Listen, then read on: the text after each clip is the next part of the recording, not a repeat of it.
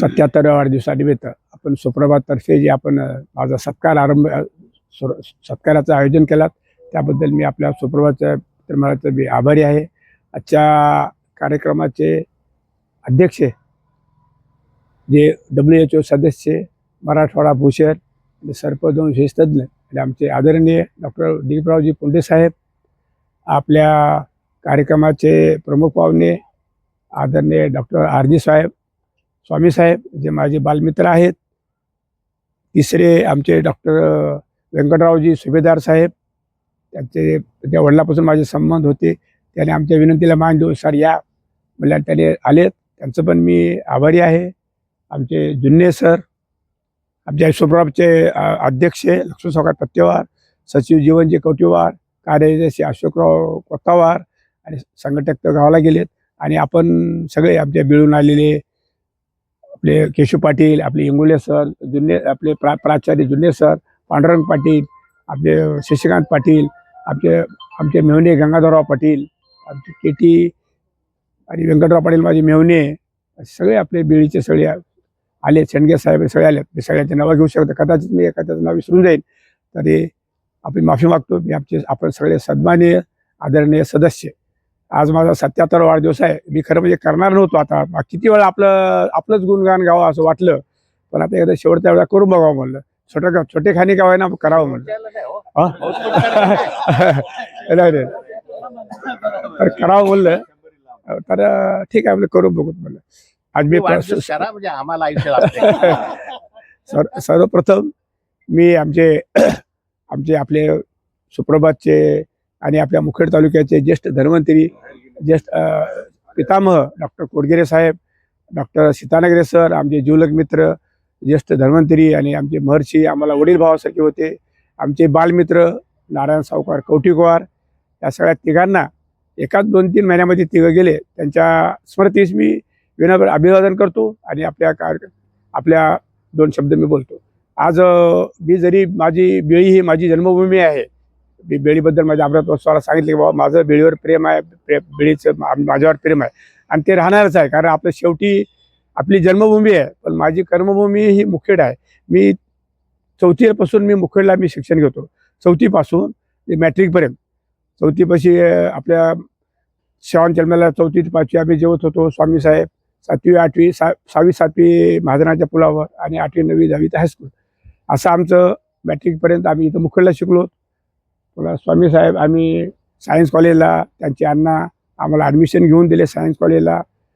परत आम्ही दोघंही योगायोग म्हणा दोघंही पास झालो, दोघंही BMA डॉक्टर झालो आणि परत आम्ही इथंच परत आलो. आता योगायोग आम्हाला आमच्या कारकिर्दीमध्ये, आमच्या शैक्षणिकमध्ये आम्हाला सगळे प्राध्यापक लागले. सगळेच म्हणजे आमचे प्राध्यापक वर्ग, आमचे डॉक्टर्स, या सर्वांचा मी आभारी आहे. काल परत आमचे रामरतन सिंग 1 महिना 15 दिवसाखाली वारले. ते तर त्यांचे जावई सासरे, तर असे आमचे शिक्षक वर्ग होते. आम्ही असे BMA झालो आणि आम्ही डॉक्टर झालो. त्या काळात 1974ला आता माझं जीवनपट सांगण्यापेक्षा मी आपल्या अमृत महोत्सवाला जीवनपट सांगितलंच आहे. पण त्यावेळेची परिस्थिती अशी होती, अंधश्रद्धा होती त्यावेळेला.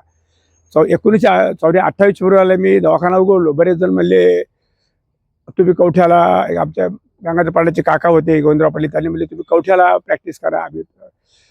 मला वाटलं बाबा इथं मुखेडला चालला गेलं तर सूर्यधारी असतील, मला वाटलं की कवठ्याला जावं की वाटलं. ते मला कवठ्याला किती 10 खेडे येतील. आपण जर मुखेडला आलो तर आपलं 100 खेडे राहतात आजूबाजूला. एका गावातला 1 पेशंट आला तरी आपले 100 पेशंट होतात. आणि माझ्या वडिलाची मित्रमंडळी मोहनाजी, त्यातसुद्धा माझ्या प्रॅक्टिसमध्ये अत्यंत मोलाचं सहकार्य आहे.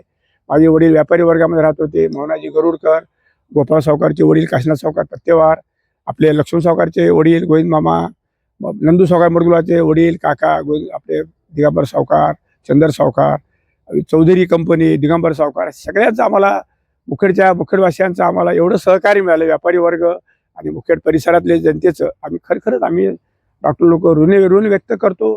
पण त्यावेळेला अंधश्रद्धा कशी होती सांगतो. मी एकदा एक पेशंट आला माझ्याकडे कार्यालयाला, बाई जरा त्यावेळेला अबॉर्शन होतं, ब्लिडिंग झाला तो. त्यावेळेला आम्हाला पायी जाणं, आम्हाला काय स्वामी साहेबाला काय पायी गेल्याशिवाय काय पर्याय नव्हता. मी गेलो कार्यालयाला, त्यांना IV वगैरे लावलो, बाईला इंजेक्शन वगैरे काय जे ब्लिडिंग कमी व्हायसाठी द्यायचं ते दिलो. आणि परत मी सकाळी परत आलो मी पायी चालत आलो रातुळीपर्यंत. मला काय रातुळीच्या कारला 2-3 काठी मोडली मला, कारण चिखलामध्ये गेल्या. मग दुसऱ्या दिवशी सकाळी विचारलो, पाठी जरा कमी झालं काय म्हणलो. ते म्हणले साहेब ते तुमचं नाव म्हणले दुसरंच निघालं म्हणले, बाहेरलं निघालं म्हणले. म्हणजे आम्ही जे जीव तोडून केलो पायी गेलो त्याचं त्यांनी एका शब्दात आली तुमचं नाव हे बाहेरलं निघालं म्हणजे. हा म्हणजे आम्ही जे केलो हा म्हणजे असं म्हणजे असे अनेक आगल्या साहेबाचे एक गावचे पेशंट एक मुलगी होती 10 वर्षाची. तिनं घरचे गेले शेताला ते धोत्र्याच्या बिया खाली. ती रात्री 1:30 वाजता घेऊन आल्या माझ्याकडे. ती बावळं करायला मी बघितलं त्याचे पीपल्स डायलेट होते. वीर काय खाली काय म्हणलं साहेब धोत्र्याच्या बिया खाली म्हणले तिने. मग त्यांना आम्ही त्यावेळेला इलाज केलो त्यांना. म्हणजे त्यावेळेला असे म्हणजे लोक येत होते. एकदा आपल्याला रात्रंदिवस आम्ही जातच होतो. जेव्हा पेशंट जेव्हा बोलवतील तेव्हा आमची बॅग हजर. एकदा तांदळाला एक पेशंट आम्हाला एक BSC पावडर दिलं होतं. खरं म्हणजे ती MLC होती, पण त्यावेळेला आम्हाला काही वाटलं नाही कसं आम्ही गेलो. त्याने BSC पावडर त्यांना पिलं होतं. तर मी त्यावेळेला जाऊन रात्री 12-1 वाजता जाऊन रॉयल स्ट्रीप टाकून त्याचं ॲस्पिरेट केलं BSC पावडर आणि तो जगला पुन्हा मागून. म्हणजे त्यावेळेला काळाच्या परिस्थितीवर आम्हाला जावं लागत होतं. आम्हाला रिफ्यूज करताच येत नव्हतं. पुन्हा एकदा रिटेन्शन मांजरमला रिटेन्शन झालं. ओल्ड एज होतं, लघवी बंद पडली.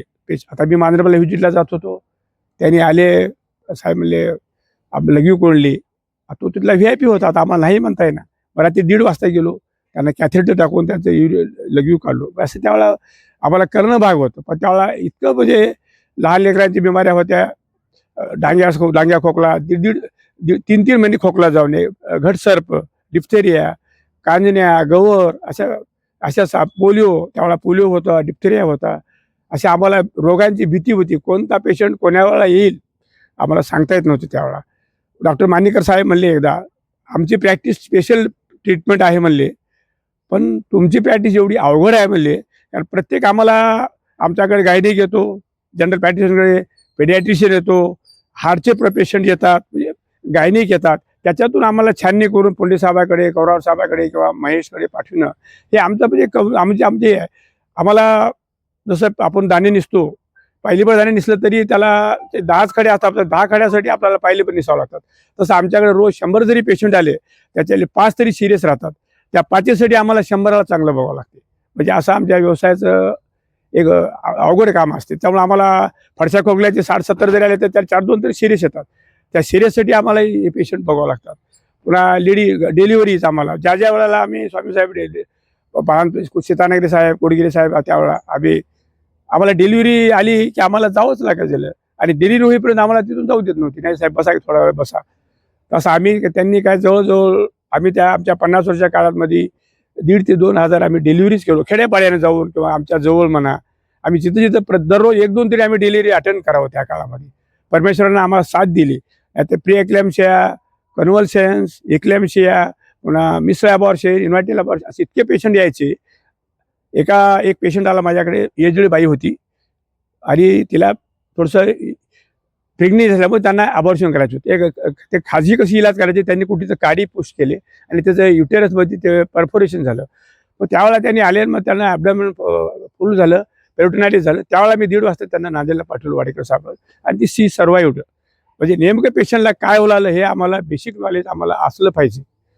एक पेशंट आला आमच्याकडे, सिक्विल सिंड्रोम एक त्यावेळेला राहते. उलटीचं इंजेक्शन दिलं की पेशंट असं वर बघायचा. पेशंट घाबरून यायचे, 12-1 वाजता यायचे. साहेब वर तार धरले लेकरू म्हणायचे, तार धरले म्हणायचे.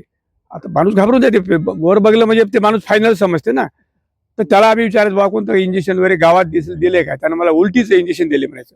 म्हणजे असं अचूक आपल्याला त्या बिमारीबद्दल आपल्याला कळावं लागते.